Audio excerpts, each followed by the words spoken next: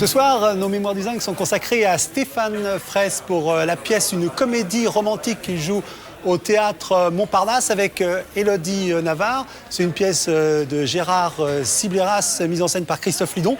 Et c'est du mardi au samedi à 20h30.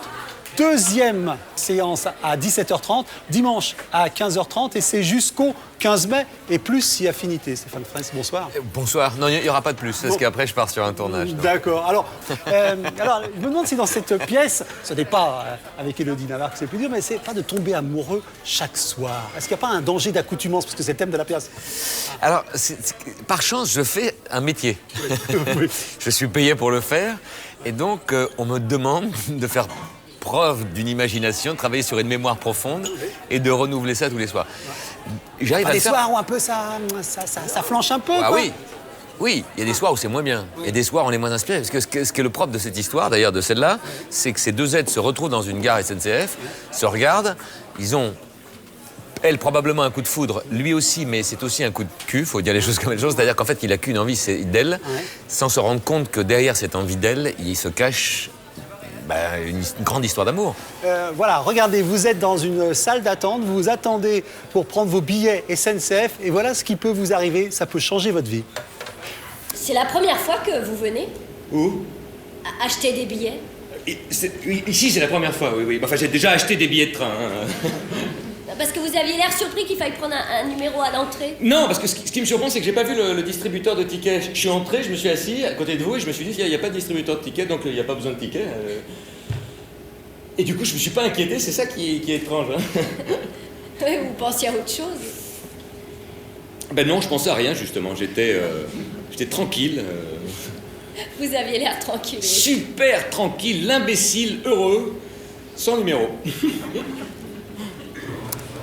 Donc, on vient de le voir, qu'est-ce qui peut changer la vie? Un hasard. On a oublié de prendre un ticket, et la dame vous donne le ticket en question, et tout à coup, on se rapproche. Et voilà, et on se rapproche pour de bon. Voilà. On se rapproche pour de bon. Alors jusque-là, bon, on va dire, on est sur le mode du coup de foudre, j'ai dit presque traditionnel, mais il va y avoir quelque chose de plus important, c'est que cet homme et cette femme vont vivre un petit peu d'abord leur histoire d'amour en clandestinité, parce que elle, lui est informaticien, mais elle est costumière, donc elle se promène un petit peu dans toute la Parce France. qu'elle est en tournée avec un spectacle. Voilà, un spectacle d'opéra. Et donc ils se retrouvent dans des chambres d'hôtel, et ça leur plaît.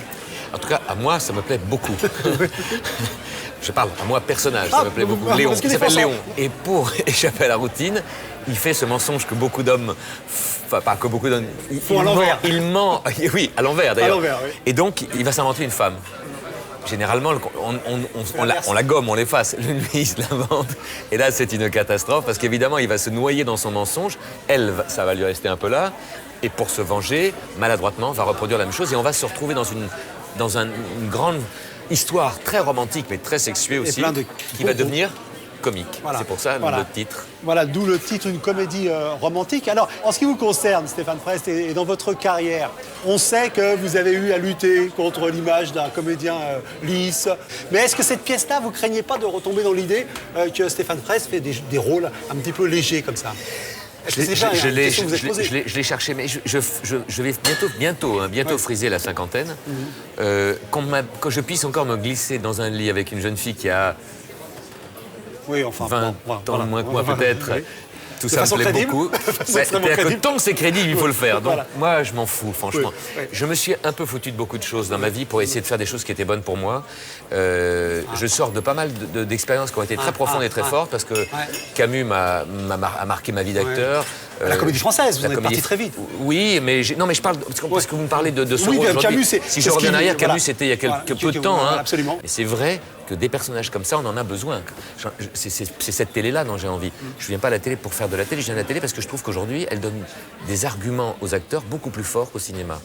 Pas tout le temps, c'est pas systématique. Mais souvent, on voit des auteurs qui nous donnent l'occasion de défendre des personnages qu'on n'a presque plus l'occasion de défendre au cinéma. Est-ce que c'est parce que le cinéma est un peu fâché avec vous? Alors on va pas revenir, mais si on va revenir sur, quand même, est-ce que vous n'avez pas fait la plus grosse de votre vie, cette fameuse remise de César où vous descendez des Saintes pour aller chercher votre...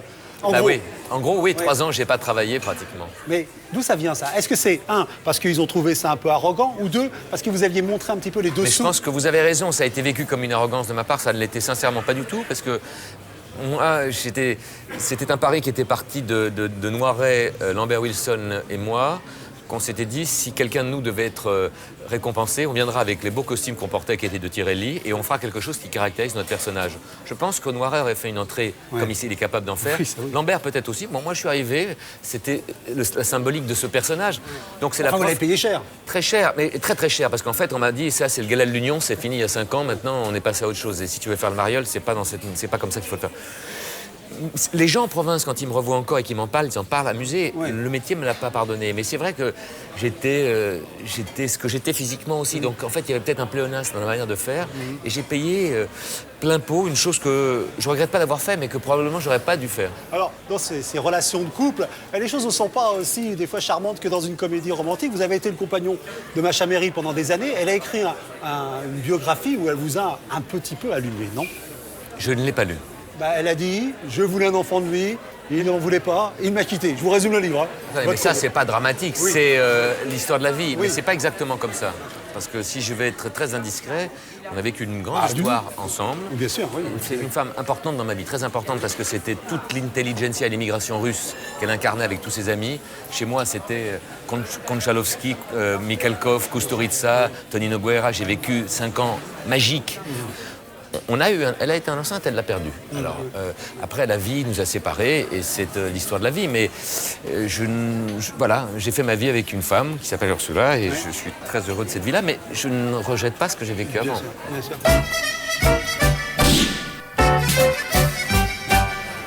Il va falloir taper dedans, j'imagine. Voilà.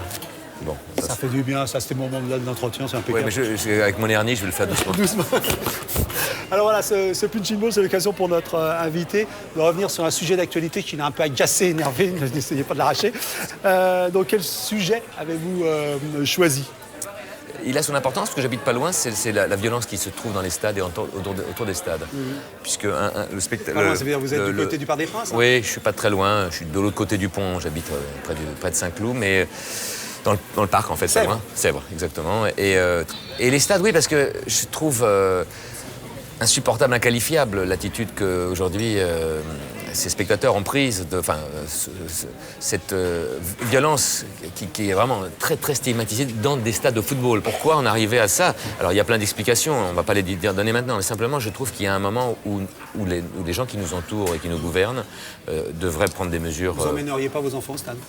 Je les emmenais, je ne l'emmène plus maintenant, Ouais. pour cette raison-là. Ouais. J'ai un rejet. Et j'ai donc un rejet aussi des gens qui dirigent ces équipes. Je pense que, puisqu'on parle du PSG, il y a une énorme erreur des dirigeants du PSG à subir la loi de ces gens-là et à fermer les yeux, parce qu'ils savent tous très bien ce qui se passe. Il y avait... Les supporters, les ultras. Oui, les ultras, mais des deux côtés, mais surtout aussi les dirigeants, qui ont leur responsabilité là-dedans, évidemment.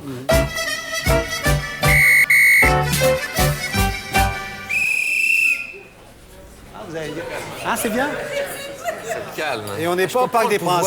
Gardez le pouvoir. Hein, c'est beau, hein, c'est émouvant.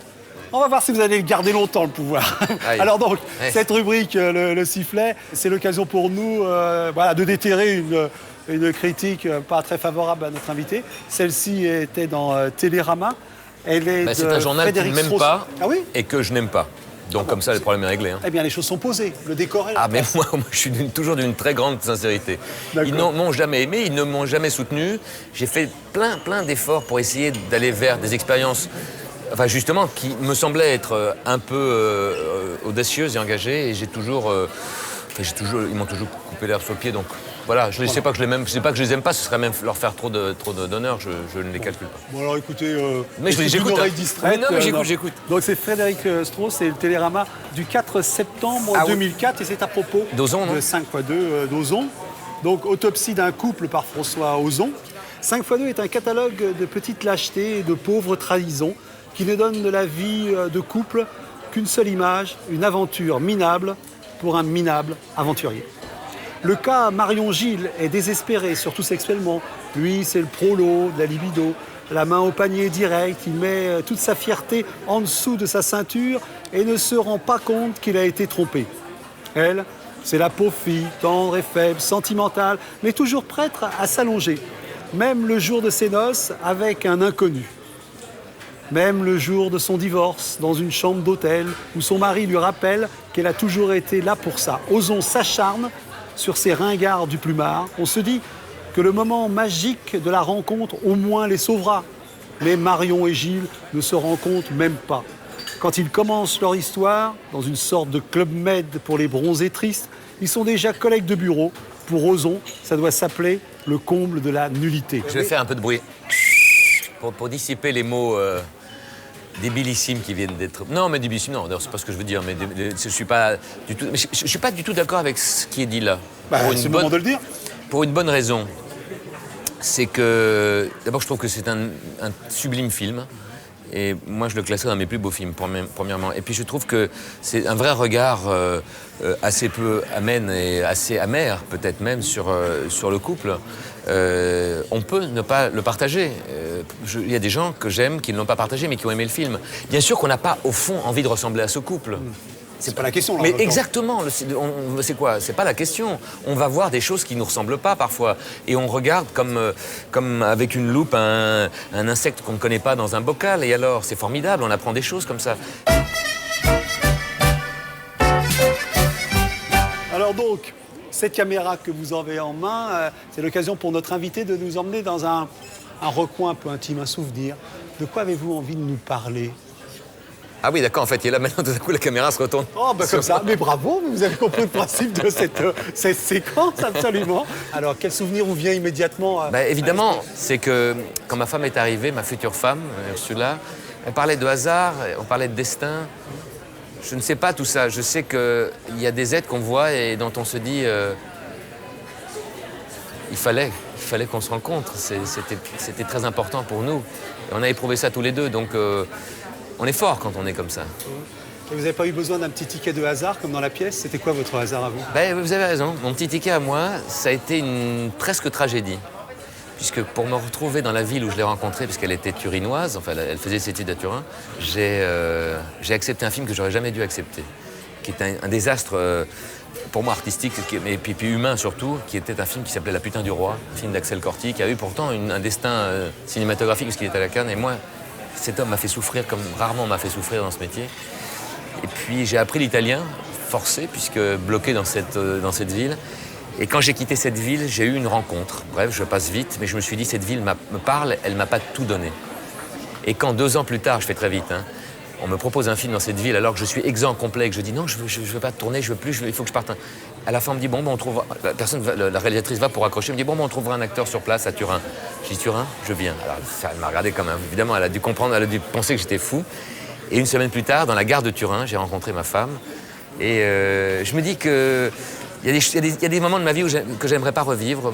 Et il y a des moments que j'aimerais revivre éternellement en boucle. C'est cette rencontre avec elle. Voilà. Donc, un hommage à Turin et un petit peu à ces petits bouts de hasard. Et parfois, ces désastres professionnels qui finalement nous ménagent de très belles surprises. Merci. Voilà, je parlais avec vous, Stéphane Fraisse, d'une comédie romantique au théâtre Montparnasse avec Élodie Navarre. Et c'est jusqu'au 15 mai. Merci beaucoup. Merci à vous, Daniel. Merci.